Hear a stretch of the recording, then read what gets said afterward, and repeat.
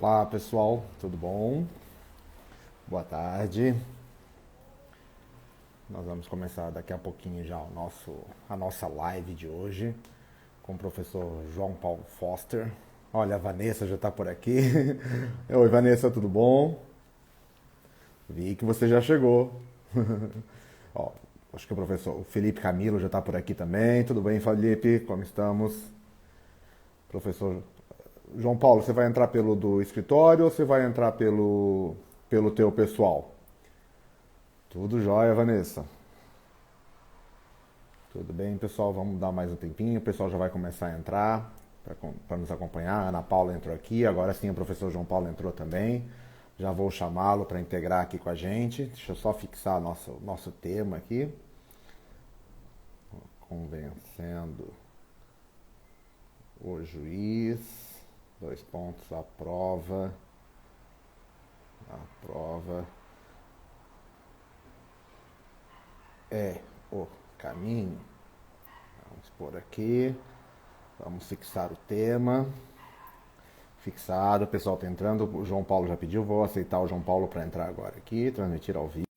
E nós vamos começar o nosso bate-papo, né? De hoje, da nossa live aqui da Lotec.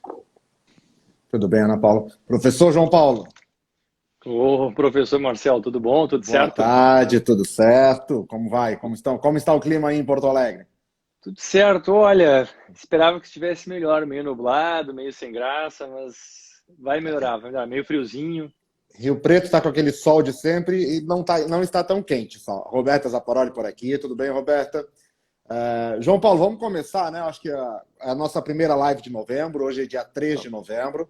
Então a ideia é a gente começar fazendo um alerta, né? Nós começamos agora a campanha do Novembro Azul, que é uma campanha de saúde, né, em defesa da saúde do homem, né, do sexo masculino, com seus diversos desencadeamentos necessários à prevenção de alguns cânceres. E, inclusive, também é o mês de defesa do diabético. Eu também fiquei sabendo recentemente, também é um mês de defesa do controle do diabetes, do controle do diabetes. Então, eu estou todo de azul, suspensório azul, gravata azul, camisa azul e a obra de arte ao fundo de azul. O professor João Paulo está de terno azul, em homenagem a essa iniciativa tão importante, né, João Paulo? Acho que é uma... Ó, a Luciana falando aqui, a nossa diretora da Lotec está aqui com a gente. Tudo de azul, isso mesmo, Luciano, Novembro Azul, né, João Paulo? Acho que é uma campanha importante, a gente precisa apoiar esse tipo de campanha, que sempre que tem, que envolve a sociedade, né, sempre eu acho que é num caminho, numa melhora, né? Claro, sem dúvida, né, Marcel? Tudo que a gente puder fazer, em todos os momentos que a gente puder lembrar isso, tanto melhor, né?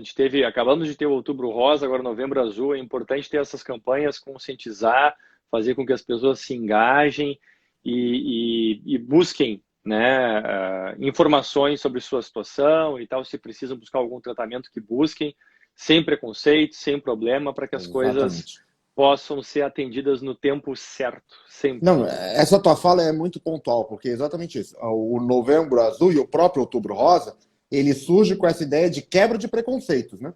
A sociedade ainda era muito preconceituosa, as mulheres com a questão da mamografia, né, do câncer de mama, os homens mais preconceituosos ainda com a questão do exame de próstata, né? Então, esse tipo de campanha serve exatamente para isso, para quebrar esse tipo de preconceito e saúde pública, né? Que nesse momento de pandemia que nós estamos vivendo é algo tão importante, né?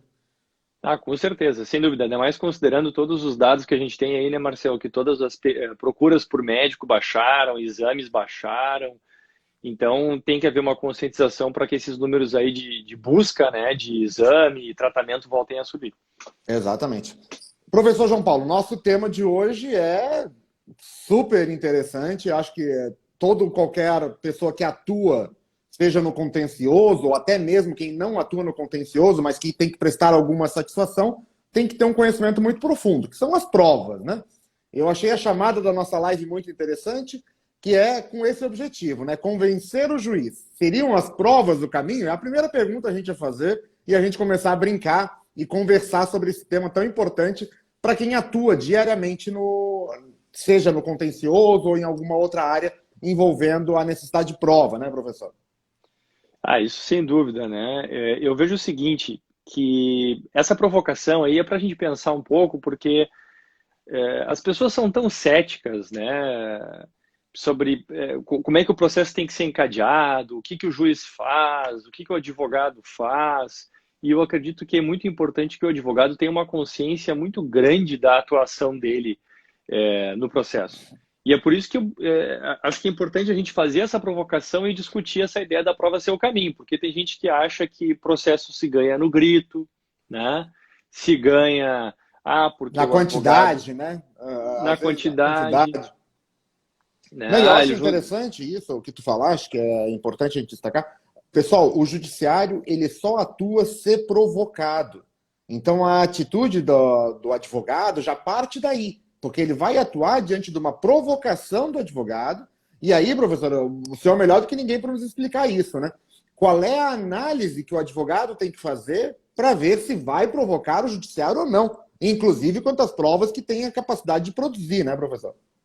Pois é, isso sem dúvida, professor Marcel, é o fundamental, porque assim, a gente tem que já responder a pergunta que a gente está fazendo, a gente está provocando, né? A prova é o caminho, não é nem sim ou não, é sem dúvida, né? Sem dúvida. A questão é como é que ela vai ser usada, porque isso, não dá para ganhar um processo no grito, não dá para ganhar pela quantidade de papel que se junta, o número de arquivos que Uhum. se junta, não se ganha processo por número da OAB, se é mais antiga ou mais nova, não é isso. Não é isso que ganha processo. O que ganha processo é, sem dúvida, a prova. Para mim, a prova é o caminho para vitória no processo. Não resta nenhuma dúvida quanto a isso. Quiçá até se ganha o processo com a ausência da prova, né, professor? Sabendo distribuir o ônus de prova, a parte que está litigando, muitas vezes, quem conhece muito bem o ônus de prova, e eu sempre falo isso em todas as aulas que eu dou, que como é bom fazer audiência, daí dando o lado da magistratura, né, que é a nossa ideia aqui também. Como é bom poder fazer audiência com um advogado que conhece a prova que vai produzir, e conhece qual é a prova que ele tem que produzir, né? Porque, se de repente ele nem, lidando hipoteticamente com uma reclamada que tem um pedido de dano moral, puxando a brasa para o meu assado do processo de trabalho, né? Se não for ônus dela, ela só tem a intenção da produção da contraprova. Se por um acaso o reclamante não se mexeu e fez a prova, ela fica bem quietinha, ela entende essa situação, né? Quantas vezes eu me deparo com a advogada reclamada querendo fazer a contraprova sem a prova ter sido produzida, né? Eu vou querer instruir, excelência, eu vou querer instruir, eu quero ouvir as minhas testemunhas. Sim, mas poxa, né? Assim, eu não tenho o ônus da prova. E é por isso que é importante essa coisa das regras do jogo, né, Marcelo? Então, o que vai acontecer?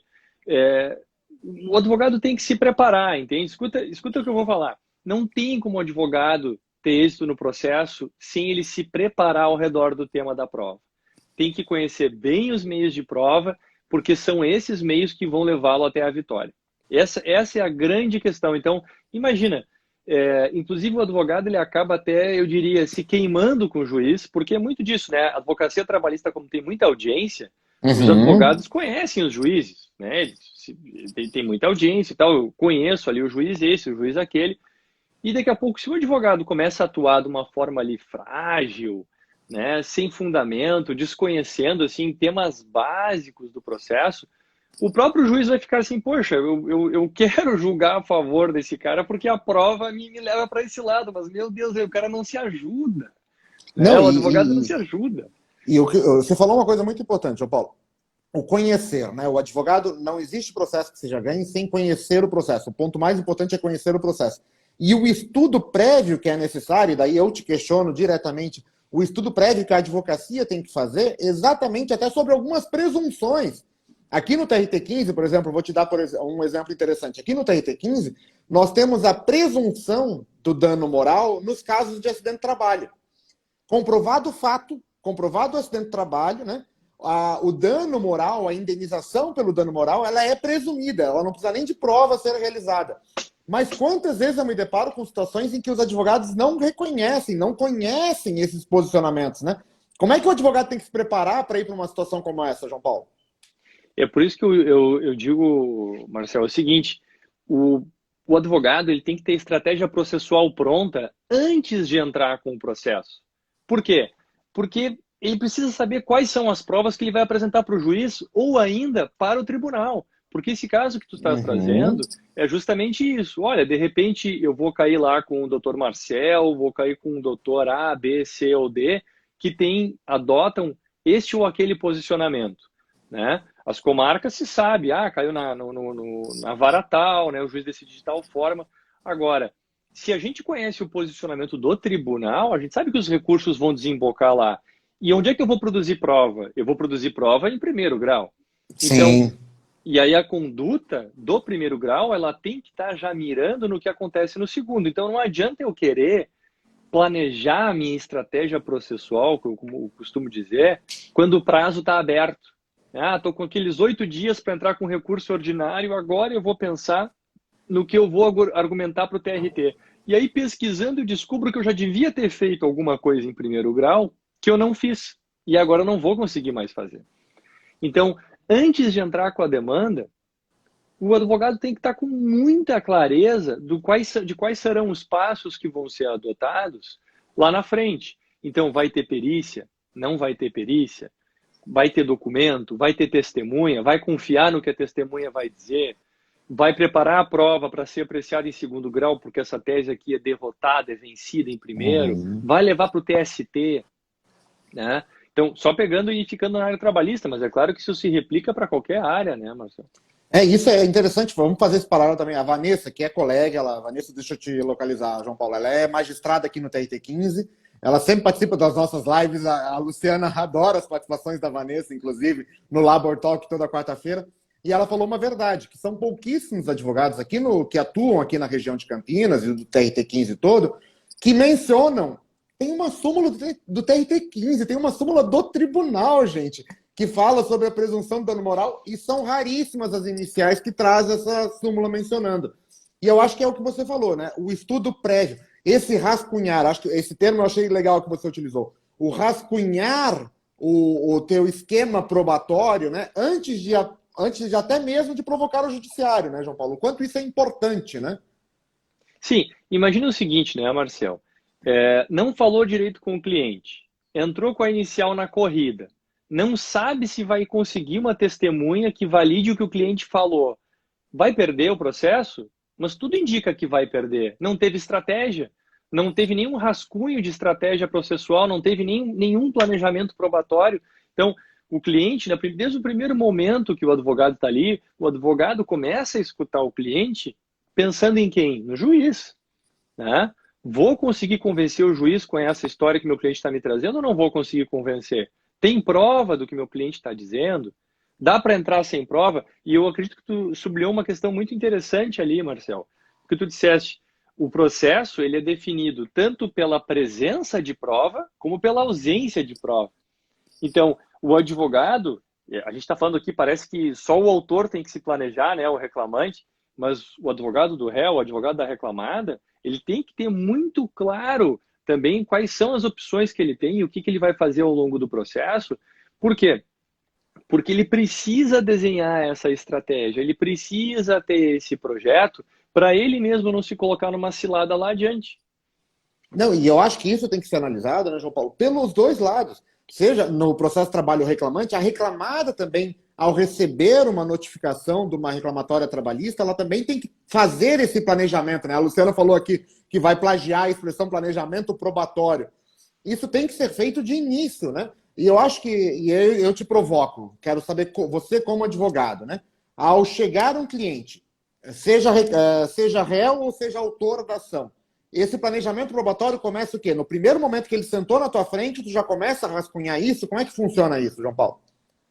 Bom, vou compartilhar, Marcelo, vou compartilhar alguns segredos aqui, porque a gente precisa conversar isso, né? A gente precisa compartilhar. Tem muita coisa que não nos ensinam na faculdade. Então, o que acontece? Desde o primeiro momento que o cliente faz contato, a gente já começa a pensar no caso, a gente já começa a ter uma ideia do que vai ser apresentado. Então, o cliente marcou um horário, qual é o assunto, qual é o tema, qual é a área? Bom, eu já vou estar inteirado daquela área para saber o que precisa. Então, olha, é acidente de trabalho, eu estou no TRT15, eu já tenho que estar sabendo antes de eu oferecer um cafezinho para o meu cliente, eu já tenho que estar sabendo da súmula, entende? Já tem, porque sabe por quê, Marcel? Hoje em dia acontece outra coisa curiosa. Com essa coisa do Google e do acesso à informação, e até da live que a gente está fazendo agora, daqui a pouco vai chegar um cliente para o seu advogado e vai dizer assim, doutor, o senhor não conhece a súmula do TRT lá que diz que eu tenho esse direito? E o advogado diz, não conheço. né? Como é que eu vou fazer isso? Não, eu tenho que estar inteirado das disposições legais, eu tenho que estar inteirado do que o tribunal entende, para que eu possa prestar um serviço melhor para o meu cliente. O que adianta? Ah, eu tenho lá escritório bacana, botei um terno, servi um cafezinho, meu cliente não tem a menor ideia do que eu vou fazer no processo dele. Isso não pode acontecer. Não pode. Não, não, e eu acho que tem uma situação muito interessante, e até outro dia, antes da nossa live, né, que a gente trocou uma ideia, quando você falou, eu falei, gente, eu realmente preciso também voltar a estudar provas, né? Você usou a expressão do dano presumido na questão das cirurgias plásticas, né? Fala um pouco pra gente sobre isso, até para a gente poder aguçar essa curiosidade da necessidade da busca, seja doutrinária, seja jurisprudencial, dessa produção probatória para entrar com qualquer processo, né, João Paulo? Pois é, e aí que tá, Marcelo, o que eu vejo? Eu vejo que existem questões, tá, que são grandes questões da prova, certo? Que o advogado, tendo domínio, ele consegue atuar muito bem em diversas áreas, certo? Então, saber o ônus da prova, saber a iniciativa probatória do juiz. Pô, é um assunto que está estourando essa questão da iniciativa probatória com a internet, entendeu? Sim. Só para dar uma palhinha aqui, só para dar uma palhinha. Pensa no seguinte, o que aconteceu agora foi semana passada. O advogado entrou para fazer uma sustentação oral numa sessão de julgamento, acredito que foi no Tribunal de São Paulo de Justiça, e ele pegou os desembargadores conversando sobre vídeos que viram, era uma sustentação oral no habeas corpus, ele pegou os desembargadores conversando sobre vídeos que viram no YouTube sobre o paciente. Ou seja, coisas que não estavam no processo e, obviamente, estavam afetando o julgamento. Como é que resolve uma situação dessa? Né? Não, eu Então, vou aproveitar esse teu complicado. gancho e vou te contar de um caso que aconteceu comigo, sentença minha, confirmada pelo tribunal, João Paulo. Aqui nas nossas lives a gente sempre gosta de contar alguns causos, né? A Luciana adora quando eu trago as práticas que a gente treina aqui no TRT15. Para teres uma ideia, foi uma reclamatória trabalhista, eram duas reclamadas, né? A primeira reclamada era uma prestadora de serviço da segunda reclamada. Uma terceirização, caso típico da nossa esfera trabalhista. O que aconteceu? O reclamante ajuizou a ação, a primeira reclamada não compareceu, não apareceu, foi revel, a sentença ia ser inteiramente procedente a favor do reclamante e com a responsabilidade subsidiária da segunda reclamada. Nisso, eu me deparo com uma alegação da segunda reclamada, da que seria a responsável subsidiária, dizendo que o reclamante é sobrinho do titular da primeira reclamada, essa que não compareceu. A gente sabe que eu, magistrado, entrei no Facebook. Olha o que eu fiz. Eu entrei no Facebook e achei, no dia da audiência, olha só a postagem que o reclamante fez. No dia da audiência, ele postou um churrasco com o tio, comemorando, dizendo dia da vitória. Dia da vitória.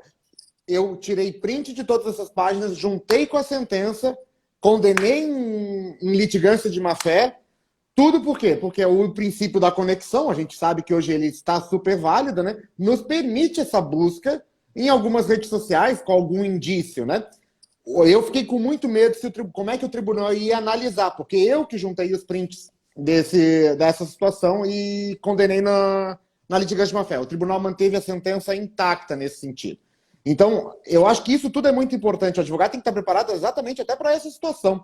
O que os meus colegas brincam aqui, Marcel, agora todo reclamante que vai fazer audiência contigo apaga todo o Facebook, né? Tira Instagram, tira Facebook, tira tudo, né? Não, porque, Marcel, isso é bem interessante. Eu tive uma situação, na verdade, aqui no escritório, não fui eu que estava na audiência, mas era meu colega e irmão, e ele estava ali esperando, né? Aquela coisa, cada parte lá na Justiça do Trabalho leva as suas testemunhas, e ele estava aguardando a audiência e ele identificou ali que tinha algumas testemunhas com a reclamante e não sabia o nome, não tinha o rol, né? Mas sabia que estavam ali conversando. Ele entrou no Facebook, por acaso, na hora da audiência, entrou no Facebook da reclamante. A reclamante, para os padrões de rede social de hoje, ela tinha poucos amigos no Facebook, tinha menos de 200 amigos, e ela tinha feito uma postagem na semana anterior, assim, essa postagem é para ver se você é do meu círculo de amizades íntimas, para ver se você é um dos meus melhores amigos. Curta se você é um dos meus melhores amigos. E a testemunha que estava lá havia colocado amei. Não, ela nem curtiu, ela colocou um amei, né? Diferente. E aí foi feita a contradita e se perguntou, né, porque a questão da prova, né, como é que vai comprovar que a pessoa tem um vínculo? Olha, doutora, era uma juíza na questão, vou lhe mostrar aqui meu celular, rede social, a senhora pode confirmar agora mesmo com a reclamante, com a sua testemunha, se procede. E a senhora valore como a senhora quiser, mas o Uhum. fato está posto, né? E aí foi dispensado o depoimento com base em uma coisa que foi feita ali, né? Surgiu o momento. Mas por quê? Porque daí já se tem essa praxe de se utilizar as redes sociais para esse fim, e muitas vezes antes da audiência a gente não tem como adivinhar quem é que a outra pessoa vai levar e tal. Mas tu, Exato. né, mas trouxesse um elemento importante, Marcel, que é essa questão do erro médico, por exemplo. Né? A gente pega essas matérias mais complexas, tá? Deixa eu até colocar aqui o Maurício Matsushima, que também é colega aqui do TRT15. Uhum, Ele falou exatamente isso, que a cirurgia plástica é cirurgia de fim, né? Ela não uhum, tem diferente da medicina em geral, que é de meio, né? A cirurgia uhum. plástica tem a finalidade. E até vou fazer um adendo ao que você está falando. Essa questão das amizades nas redes sociais, né? E a influência que isso gera numa suspeição de um depoimento ou não. O Maurício Matsushima, que é um grande amigo, eu fui conhecer pessoalmente nesse final de semana, sendo que nas redes sociais nós somos grandes amigos. A Vanessa, eu nem a conheço pessoalmente. Salvo engano, passei uma ou duas vezes em algum encontro de abaninho só, mas de conhecer, de sentar numa mesa e conversar, com o Maurício foi esse final de semana. Ou seja, até o significado da palavra amizade íntima mudou, né, João Paulo? Porque Mudou completamente. Mudou completamente. ó, a É, Vanessa é, está falando aqui, ó, eu acho que esse amei por si só não caracteriza amizade íntima, mas é um indício que pode ser corroborado com outras provas, né? A visão da Vanessa aqui. claro, o que acontece? A gente tem que entender também, né, Marcel, o seguinte: existe um grau de subjetividade na valoração da prova. A gente sabe que isso é um dado, né, da atividade do juiz, do magistrado no Poder Judiciário. Agora, o advogado ele tem que estar preparado com isso, senão vai fazer o quê? O advogado vai contar sempre com a sorte, né? Ah, eu vou contar com a sorte de que o juiz vai decidir, que ele vai entender isso como eu entendo. Então, não dá para deixar margem para esse tipo de entendimento alternativo. Eu já tenho que pensar em todas as hipóteses. Olha, pode ser que o juiz não entenda isso, pode ser que o juiz entenda aquilo. Então eu tenho que trabalhar todas as hipóteses. Isso é planejamento, esse planejamento probatório aí que a Luciana gostou, essa estratégia probatória é justamente isso. A gente tem uma visão clara das provas que a gente vai utilizar, de como é que a gente vai utilizar elas, ou se eu não tenho prova, se eu tenho que entrar com a ação, né? Dá para entrar, né, com a ação, eu não tenho prova de tal elemento, então eu posso contar com uma presunção legal, por exemplo. Né? Provocação, João Paulo, provocação mesmo. Principalmente porque a gente tem, no nosso público, temos muitos advogados assistindo também. Realmente provocação. O cliente chegou para você, você fez a entrevista e na tua primeira leitura dos fatos que ele apresentou, não tem as provas necessárias para o ajuizamento da ação. Como convencer esse cliente de que, de repente, aquele ajuizamento será temerário, não valerá a pena? O que o advogado pode fazer numa situação como essa? Ou o que o advogado pode indicar? E daí é provocação de novo. Olha, eu preciso que você ache tal e tal tipo de prova. É essa prova que a gente precisa para o teu caso. Como é que o advogado tem que fazer todo esse planejamento probatório e como que ele pode pedir isso para o cliente? Como é que funciona isso? Tá? A gente tem mais 2 horas de live, hein, Marcel, para eu contar isso aí. Olha só, o que eu diria, tá, Marcel? Brincadeiras à parte. O fundamental desse aspecto do atendimento ao cliente, né, é ter uma conversa muito clara, muito franca com o cliente. Por quê?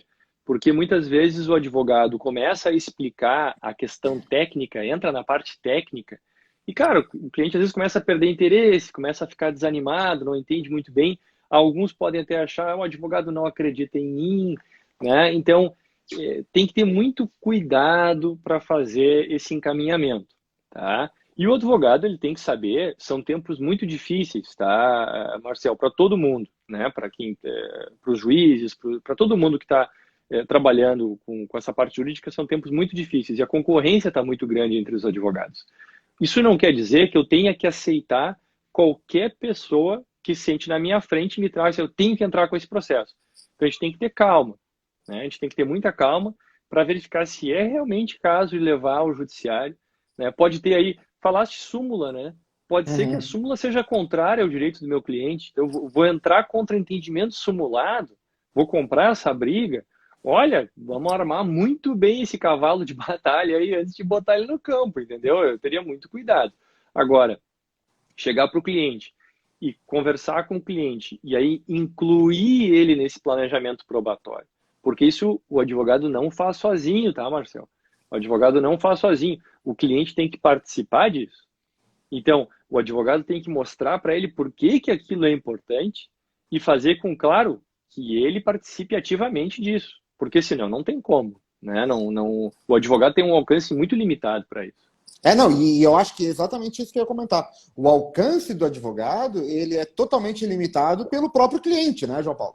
Porque é o cliente que vai te trazer o que ele tem de antemão para poder apresentar aquela situação toda, né? E a Luciana conta uma história muito legal disso, da cliente que chega no escritório e conta toda uma história e ela tem que ir questionando, não que esteja duvidando. De repente a cliente apresentou aquela visão dela, que é totalmente parcial, né, de quem viveu aquela situação, e o quanto o advogado tem que conseguir podar algumas informações até para ver a veracidade da linha de tempo toda, né, do storytelling todo, né, João Paulo? Isso é fundamental, porque o advogado ele tem que ser um cético. Por que que o advogado tem que ser um cético? Ao mesmo tempo, ele tem que confiar no cliente, é óbvio, mas ele tem que ser um cético, por quê? Porque ele vai encontrar outro cético logo ali na frente, que é o juiz, né? Ou Exatamente. seja, o advogado, a primeira função dele é duvidar da história do cliente para que o cliente possa convencer o advogado. Como é que o advogado vai entrar em juízo se ele não está nem convencido da versão que o cliente conta? Acho que meu cliente está mentindo, mas eu vou entrar com o processo mesmo assim. Né? Não tenho nada para fazer, vou perder um processo hoje. O que que eu vou fazer? Eu vou entrar com uma ação que vai demorar 10 anos para chegar no final e vou perder, porque não. Né? Estou com Mas a tempo culpa livre. vai ser do juiz, né? A culpa vai ser sempre do juiz. É o que eu vou dizer, pelo menos, com certeza. Não, exatamente, a gente sempre fala isso, até nesse curso que a gente deu aqui, eu, a Luciana e a Fernanda, de prática trabalhista, a gente fala muito isso, que o advogado é o primeiro juiz da causa, né, João Paulo? Ele é o que primeiro vai julgar aquela história, analisar aquela história e ver até que ponto aqueles pedidos que serão feitos em cima dessa história poderão ser definidos ou não e quais as provas que eu tenho, né? Verdade, verdade. E eu acho que a Vanessa ali, a tua colega, né, trouxe outra questão bem importante, a questão da sucumbência, né? A gente Uhum. está em tempos que, inclusive, depois, pós-reforma trabalhista, né, isso ganhou uma outra dimensão na Justiça do Trabalho, e é uma dimensão também muito presente nas outras áreas. O cliente tem que estar ciente dessas questões também, né? Não é todo mundo que litiga no judiciário que tem gratuidade judiciária. Não é bem por aí o caminho. O caminho até parece, às vezes, ser um pouco o oposto, parece ser bastante equilibrado ou tendendo mais a pagar. Então, a gente tem que entender muito bem e explicar muito bem para o cliente como é que isso vai funcionar. E eu digo, não só explicar, tá, Marcel, mas também contratualizar. Ou seja, não adianta eu falar para o cliente se isso não está claro também no contrato. Perfeito. Não, e como isso é até para garantia do trabalho de vocês, né, João Paulo? De que você vai oferecer o que você tem um contrato dizendo o que você está oferecendo, né? Claro, exatamente, para dar o escopo do serviço que vai ser prestado. Hoje em dia, por exemplo, com a quantidade de ações incidentais que existem, a possibilidade de se entrar com rescisória, se a gente vai pensar ainda em questões jurídicas, assim, olha, de tudo que pode vir de uma ação só, nossa, meu cliente tem que estar ciente o que que eu vou fazer, né? Já aconteceu de entrar com uma ação, a ação durar, olha, acho que durou mais de 8 anos para chegar ao fim ao trânsito em julgado, e aí era um ente público, o ente público entrou com uma ação rescisória depois. Daí o cliente vê assim, bom, mas a ação rescisória está incluída no processo. Eu disse, não, mas a ação rescisória é uma coisa completamente anormal, não é um recurso. Sim, Né? Não, vamos lá para o contrato. E estava contratualizado. Então é importante. sim. Tá? Essa questão que você falou ali de repente, ajuizar uma ação com matéria contrária à súmula. A Luciana conta, e ela fez eu passar por isso, na época que eu fui advogado do escritório dela, de ir para o TRT fazer sustentação oral com matéria contrária à súmula. Então, a gente está acostumado com isso, né, Luciana? Eu estava, não estou mais, né, que agora eu decido conforme a súmula ou não, mas a época de fazer algumas defesas contrárias à súmula, matéria sumulada. João Paulo, uma coisa que eu acho que é importante na análise da prova, né? Conseguir que o cliente, no caso de vocês, entenda e no meu caso, que o jurisdicionado entenda que a importância da prova, ela se sustenta principalmente porque as minhas decisões precisam ser fundamentadas, certo? Eu tenho que fundamentar toda e qualquer decisão, isso é um princípio constitucional, todo mundo sabe disso. E que a minha fundamentação vem em cima da prova, sempre em cima da prova. Como é que o advogado enxerga esse livre convencimento do juiz, sabendo que o livre convencimento tem que ser fundamentado em cima das provas produzidas? Claro, olha só, Marcel, isso é super importante, por quê? Porque a gente não pode ser assim, desacreditar do judiciário, entende? Dizer assim, o juiz decide como ele quiser, o advogado diz o que quer, né, e cada um faz o seu trabalho e tal. Não, a gente tem que acreditar num sistema judiciário responsável, que eu tenho certeza que também é o que tu preza na tua atividade. Que é o quê? As decisões serem fundamentadas. Então, quando o juiz decide, ele tem que fundamentar a decisão. Né? Fundamentar a decisão no quê? Aquilo que a gente estava brincando ali no início. No terno mais caro, na OAB mais antiga, em quem fez a petição com maior número de páginas. O que usa a cera mais cara, né? Só para provocar a Luciana, a cera, o fixador mais caro, né? O fixador mais caro, né? Não, eu vou decidir com base nas provas que estão presentes na demanda. Então, a gente tem... eu até costumo brincar, às vezes, em audiência, quando o juiz maltrata uma das partes, é porque vai decidir a favor daquela parte. Ele já está querendo compensar alguma coisa, né? Porque ele já está sentindo que a prova está pendendo para um lado. E aí, o que acontece? Acontece que, brincadeiras à parte, na seriedade desse projeto que eu estou falando que o advogado tem que ter, ele tem que se dar conta que o juiz vai valorar cada uma daquelas provas. Então, ao valorar cada uma dessas provas, o que o juiz vai pensar? Quanto mais eu conseguir antecipar desse raciocínio para o próprio juiz, mais fácil de eu seduzi-lo para ele utilizar a minha tese. Então, por exemplo, vamos pegar lá, a gente estava falando de erro médico antes. E falando de cirurgia plástica e tal, obrigação de resultado. Eu tenho um sócio aqui no escritório que junto comigo defende a ideia de que não é exatamente assim e tal, mas ok, vamos deixar a discussão acadêmica de lado. Vamos ver o que a jurisprudência diz. A jurisprudência criou uma espécie de um ônus da prova automático para o cirurgião plástico, dizendo que ele é que tem que provar, né, não apenas a regularidade do meio, mas que atingiu o resultado. O que gera uma dificuldade muito grande, muitas vezes, porque o resultado tem lá os seus vieses de subjetividade no meio da cirurgia plástica. Mas o que acontece nesse aspecto, tá, Marcel?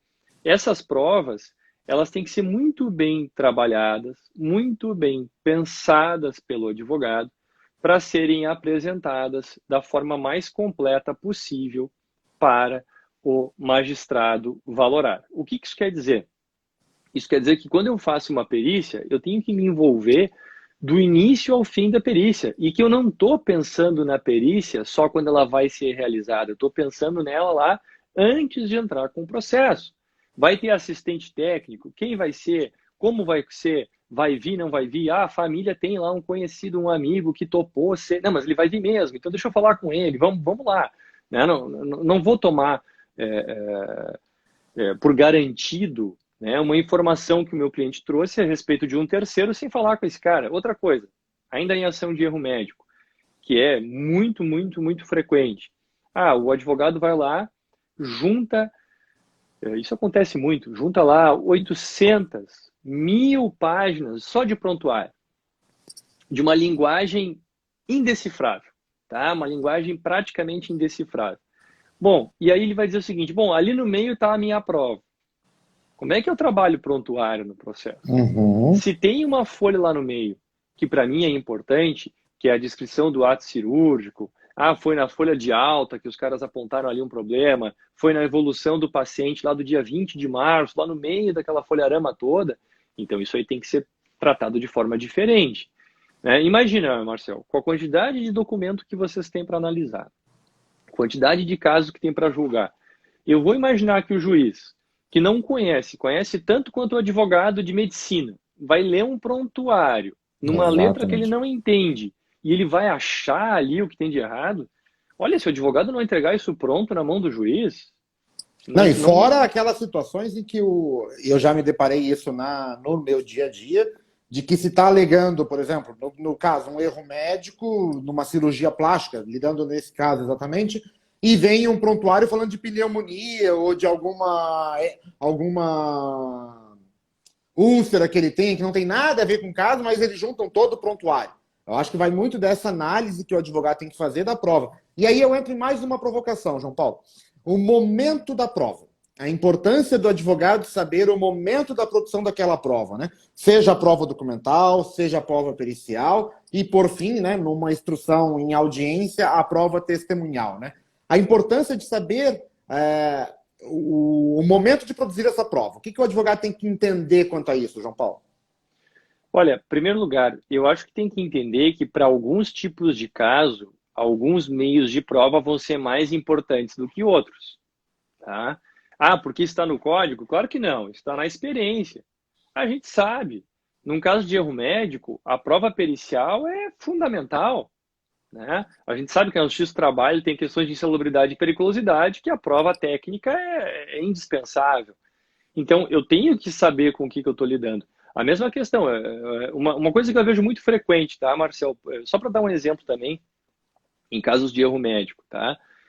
Muitas vezes o médico, ele deixou a perícia passar, tá? Não fez ali a prova que gostaria na perícia, e aí depois da perícia vem a audiência. E ele leva quem na audiência? Ele leva outros colegas dele médicos. O que esses médicos vão lá falar? Eles vão falar dos fatos? Não, eles nem sabem, eles não estavam na cirurgia, eles não conhecem o paciente. Eles vão lá para dar um parecer técnico, vão para fazer uma fala técnica. Prova testemunhal não é para isso. Então, olha só, né? E a gente sabe, tem juízes que permitem uma fala livre dessas pessoas, aproveitando aquele momento e tal, mas a prova testemunhal não é para isso.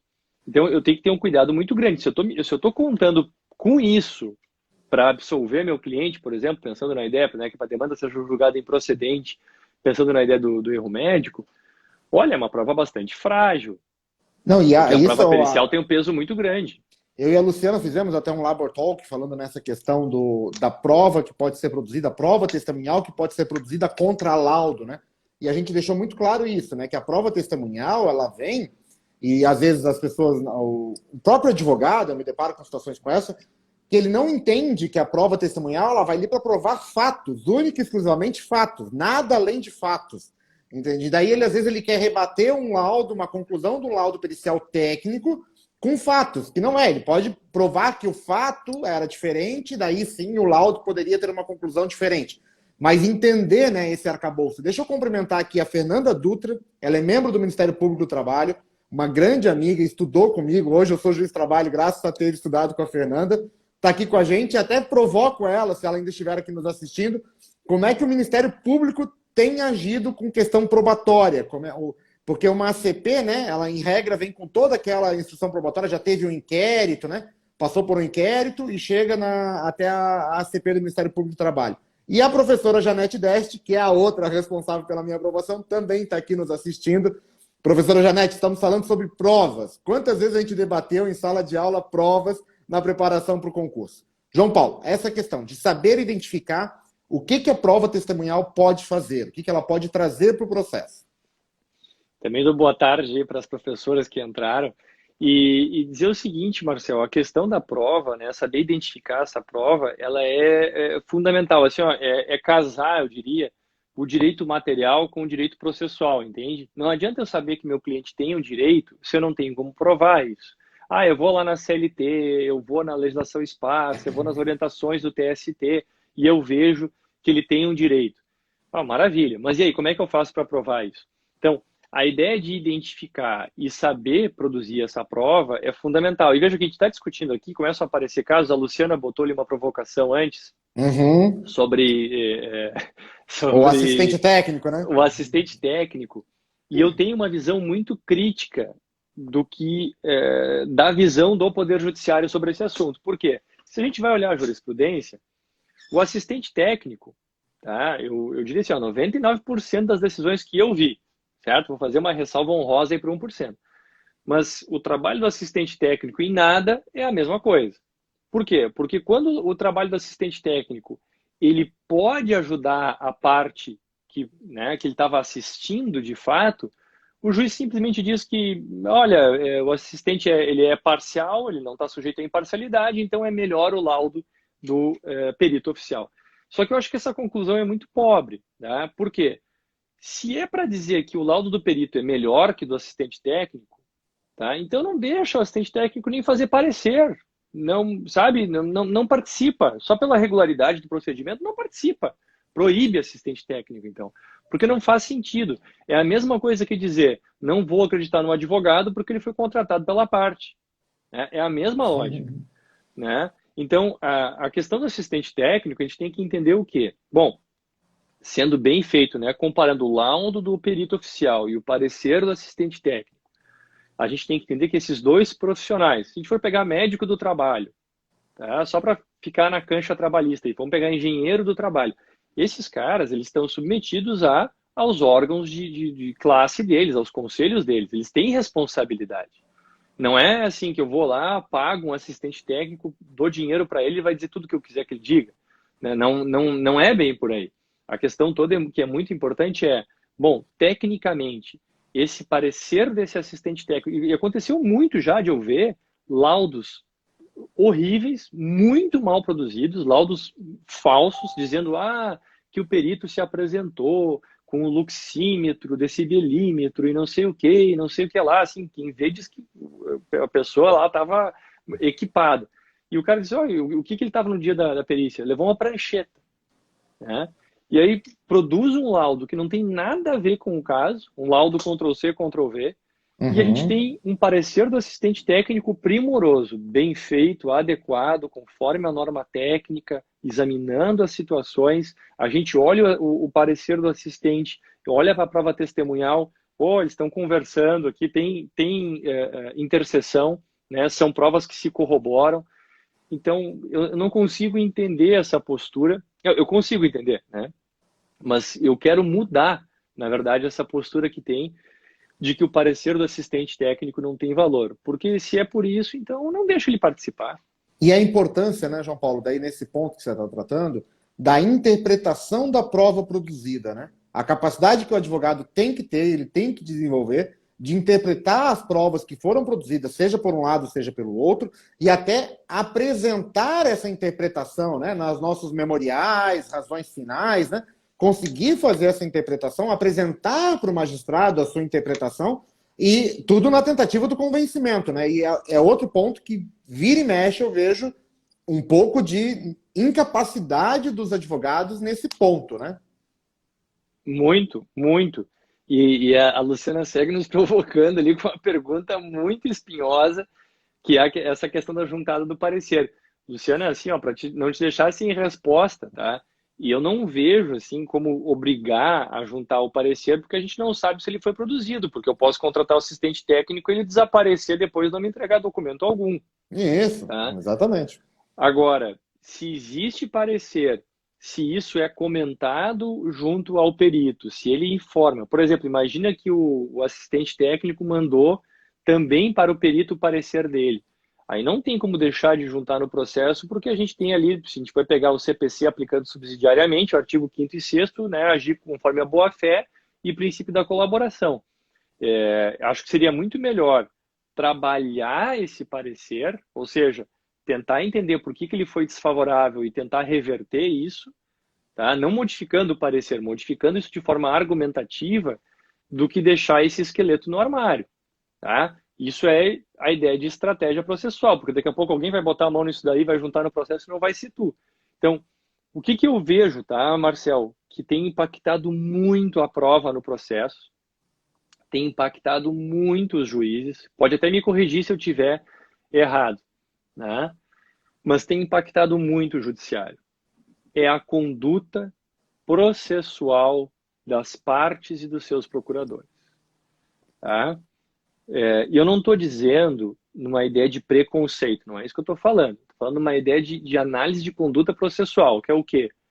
Se a gente fosse pegar historicamente, seria aquele escritório que pega a carga de autos e não devolve nunca, né? Não, hoje em dia é processo eletrônico, mas cria expedientes infundados, entende? Uma Era muito... protelaçãozinha aqui, uma petiçãozinha Isso. jogada lá. No CPC 73 era muito comum marcar audiência de conciliação, por exemplo, não essa que existe hoje do 334, tá? Mas marcar uma Uhum. audiência, olha, o réu disse que tem interesse em acordo, vamos marcar uma audiência. Marca a audiência, ia lá eu com o autor, com a autora, o réu não ia. Quem pediu audiência foi o réu. O que ele quis fazer? Protelar o processo. Levou Protelar. mais 30 dias, 30, 60 dias, dependendo do cartório. Então, essa conduta processual tem um peso muito grande. Eu tenho um caso, Marcial, muito interessante, que é o seguinte. Era um caso de alimentos, tá? O genitor entrou com uma revisional de alimentos e entrou com um pedido de guarda. Tá? O filho, menor de idade, morava com a mãe em outra capital, tá? Não morava na mesma capital. E o genitor, o pai da criança, nunca teve convivência com o filho, tá? Conviveu 1 mês, 2 meses com o filho. E ele entrou com a revisão de alimentos e, para não ficar parecendo que a coisa era só financeira, disse que também queria ter a guarda do filho, tá? O pai tinha constituído outro núcleo familiar, situação muito complicada. Bom, o que aconteceu? Nós fomos para uma audiência de conciliação e foi fixada nessa conciliação, e o juiz disse, olha, não vou dar guarda compartilhada, eu vou manter a guarda unilateral nesse momento aqui,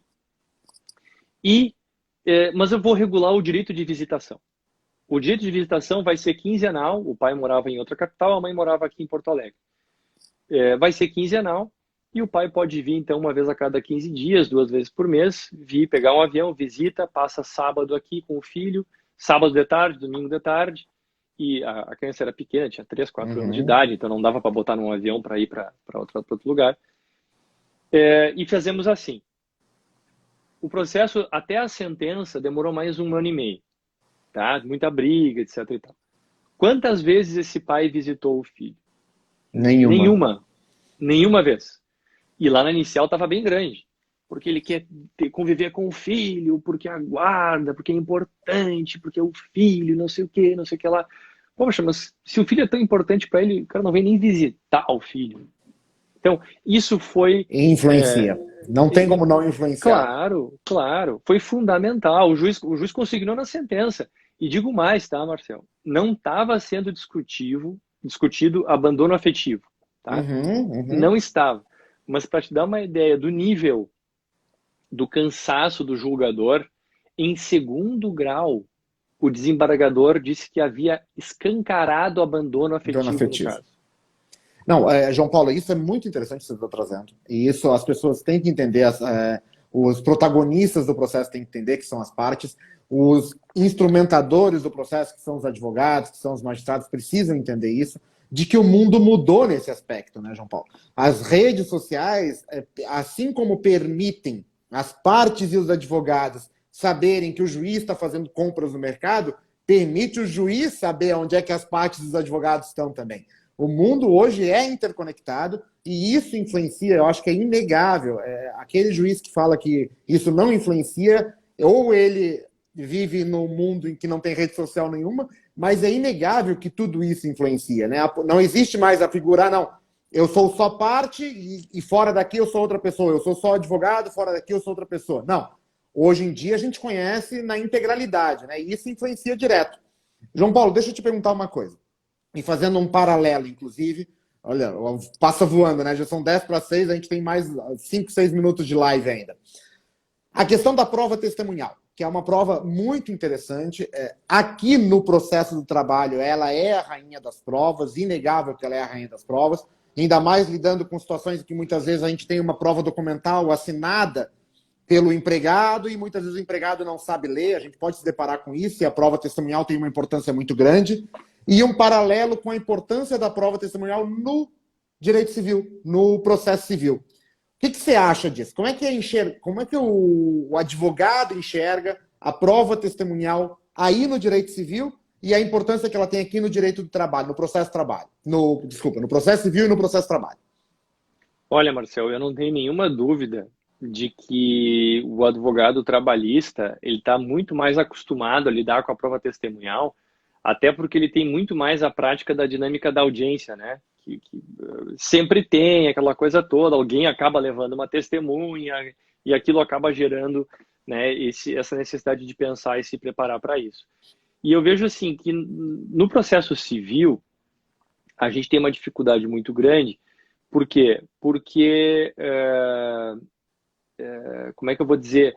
Como a gente tem, dependendo do caso, a gente tem outras provas que são levadas com um peso maior, como a questão de prova pericial, por exemplo, em determinadas demandas, a prova testemunhal ela acaba ficando no segundo plano, sabe? Acaba ficando no segundo plano. Mas existe aquele momento que a gente está na audiência e aí a testemunha fala uma coisa e a gente vê que aquilo captura a atenção do juiz. Entende? Mesmo no processo civil. Sabe? Por quê? Porque a gente está dando ali um elemento humano. Eu tive uma ação que era uma ação para ser assim muito burocrática, a produção da prova testemunhal, e acabou que eu estava representando o réu, e acabou que o depoimento de uma das testemunhas, que até tinha trabalhado uma época, tinha tido até sociedade uma época com o réu, ou seja, tinha todos os problemas lá de suspeição, deu um depoimento tão contundente, mas tão contundente, que eu vi que o juiz ficou mexido. E o depoimento, eram 5 testemunhas. Cada depoimento de testemunha não foi mais do que 5, estourando 10 minutos, nem isso. E dessa testemunha em particular foram 40 minutos. Nossa. Foram 40 minutos. Então a gente vê o seguinte, olha, e era um caso de erro médico. Tá? Era um caso de erro médico. E eu vejo que aquela prova foi uma das provas assim, ó, definitivas para o juiz decidir. Então, o advogado ele também tem que perceber na audiência, Marcel, que daqui a pouco aquilo ali vai ter uma importância que, às vezes, mesmo sendo no processo civil, vai ser muito maior do que ele inicialmente tinha planejado. Tá? E cada processo tem as suas peculiaridades. De uma forma ou de outra, existem estratégias que podem ser desenhadas de forma geral para todos eles. E aí entra esse civil, planejamento família. Probatório, né? Nesse ponto entra o planejamento probatório que você falou desde o início da nossa live, né? Do advogado conseguir já organizar todo esse planejamento probatório e, de repente, mesmo no processo civil, ele ter uma prova testemunhal totalmente convincente que vai ser a pedra de toque daquele processo, né? Conseguir enxergar isso, né, João Paulo? Você conseguiu me ouvir? Isso, exatamente. Isso vai ser... Tô te ouvindo. Isso vai ser fundamental. Tem que se dar conta que justamente essa estratégia, esse planejamento que ele está fazendo vai ser importante. Até porque, Marcel, fazer uma estratégia probatória não significa botar todos os ovos numa cesta só. Eu confiar, então tá, eu vou fazer uma boa prova pericial e tá tudo resolvido. Ou então até esse caso aí de revelia, por exemplo, que tu comentaste, né? Tem revelia, tá resolvido o processo. Não, só um pouquinho. Eu tenho uma estratégia, essa estratégia tem que ter plano A, plano B, plano C, eu tenho que pensar em primeiro grau, segundo grau, em instâncias extraordinárias, eu tenho que pensar em todos os aspectos, brincando, né, fazendo um paralelo, não existe jogo ganho, né? Uhum. Tá 40 do segundo tempo, 2-0, não. Enquanto a bola estiver rolando, enquanto não tiver trânsito em julgado, tudo pode mudar. Tudo pode mudar. Então, o advogado tem que estar atento para isso e, quanto antes ele se planejar para isso, melhor. Agora, caminhando já para o nosso final, João Paulo, vou fazer mais uma provocação, só que dessa vez não como advogado, mas como professor. O João Paulo ele é coautor, né? Participou da autoria do Primeiras Linhas do Processo Civil, né? E é professor, né, João Paulo? Você dá aula também. Como professor, me diga, qual é a capacitação necessária para um advogado para ele conseguir entender a importância desse planejamento probatório? Porque eu, por exemplo, eu me formei na UFSM lá em 2006, fui aluno da Luciana, né? Já tenho alguns anos de formado, mas, salvo engano, tirando nos últimos momentos da faculdade que a gente tem o SAJUI, né? Uma prática advocatícia, onde isso pode ser uma realidade um pouco maior, salvo engano, na graduação a gente tem muito pouco isso, né? Como capacitar, como que esse advogado pode se capacitar atrás desse conhecimento do famoso planejamento probatório, João Paulo? Olha, Marcel, tem que se preparar, entende? Tem que se preparar, tem que estudar, tem que investir nessa formação fora da universidade, né? Por quê? Porque a universidade é muito engessada. Quando a gente fez graduação, mesmo alguém que se formou agora, no meio do ano, está desatualizado já, porque teve essa matéria de direito probatório lá atrás, junto com outras coisas, não sabia que isso era importante. Foram 2 aulas lá de processo civil, uma aula de processo civil, uma no processo de trabalho, em 5 anos de faculdade. Então, esse advogado, para ele se preparar como profissional, né, ele precisa buscar a fonte, a referência em colegas que atuem na área. Não adianta pegar, entende, Marcel, para isso, não está num livro, sabe? A explicação para isso não está num livro, bonitinho, como implementar LGPD, por exemplo. Não está num livro passo a passo. Isso é feito de forma customizada e para saber isso tem que falar com um advogado que tenha já prática no mercado, que tenha atuação, que tenha uma boa carteira de clientes, que tenha atendido gente e que tenha cases não só de sucesso, mas que também tenha errado, né? Ninguém acerta o tempo todo, para poder compartilhar essas experiências. Não, Isso é fundamental. E como isso é importante, e aí eu repito, eu sempre falo que a gente, quando eu participo de algum ministro, algum curso nessa área de capacitação, eu falo, para o magistrado, quanto mais capacitado o advogado, melhor o meu trabalho. E com certeza, João Paulo, melhora consideravelmente a qualidade da jurisdição. O advogado bem capacitado, ele melhora a qualidade da jurisdição. Não se esqueçam, o juiz depende da atuação do advogado para poder atuar também. Então, eu acho que isso é muito importante. E hoje em dia, a reciclagem, né, João Paulo? A gente vê o quanto o mundo mudou, de novo, usando a frase que eu usei agora há pouco, o mundo mudou. Até essa produção probatória, os meios digitais, né, conversas de WhatsApp, redes sociais, né, essa atualização que é necessária, essa reciclagem necessária de capacitação. E às vezes a gente não vê aquele advogado que fala, não, já sou 20 anos advogado, eu já conheço tudo, às vezes ele precisa também fazer essa capacitação, né? A professora Janete aqui confirmando com a gente isso, a necessidade dessa capacitação, né, João Paulo? Todo mundo, Marcel, todo mundo. Isso aí vai do formando, entende? Que tem que perceber que precisa desenvolver esse lado prático para poder lá oferir seus honorários lá na vida profissional, para conseguir trabalhar, para conseguir ganhar processos. Isso vai afetar o advogado que é recém-formado e quem já está no mercado há tempo e daqui a pouco quer voltar a trabalhar numa determinada área ou quer retomar a prática e quer ouvir aquilo que não basta pegar o telefone e ligar para um colega, que o colega não vai dizer. Entende? São questões de estratégia, são questões de conhecimento dos escritórios que os escritórios não compartilham. Né? Mesmo quem faz estágio no escritório, mesmo quem é advogado júnior no escritório, sabe que os advogados, quando vão decidir alguma coisa de estratégia processual, ainda que não deem esse nome, se fecham lá e daqui a pouco voltam e dizem, olha, faz tal peça. Né? É isso. A gente não tem a visão do todo. Para ter a visão do todo, só indo atrás desses cursos de capacitação. Que legal. E eu encerro a nossa live, gente, agora já está fechando, realmente temos 2 minutos. Falo que isso não acontece só com os advogados, João Paulo. Os tribunais, por exemplo, fornecem cursos de capacitação constantes para os juízes. Os juízes são constantemente exigidos essa capacitação, o CNJ nos exige também horas mínimas de capacitação, ou seja, se o juiz vai estar capacitado, o advogado obrigatoriamente tem que ir atrás dessa capacitação.